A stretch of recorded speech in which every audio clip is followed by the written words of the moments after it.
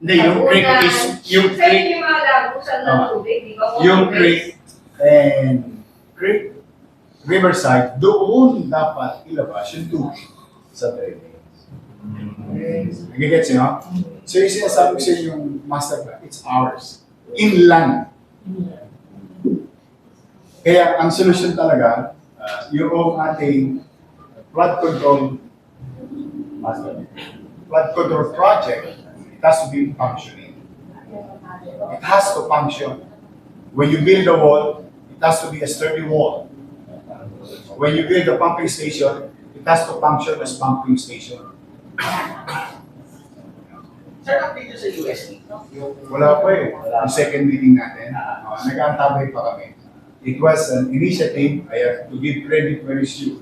I think you've been hearing that many times. I have to give that credit to MMDA.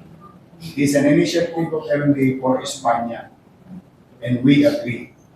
And that's why national government and local government working hand in hand to convince USD community. But at the end of the day, this is private, this is property owned and operated by so many divisions.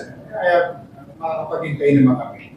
Yung sinasabing good things come to those who wait. Tama ba yung English ko? Yes. Kaya,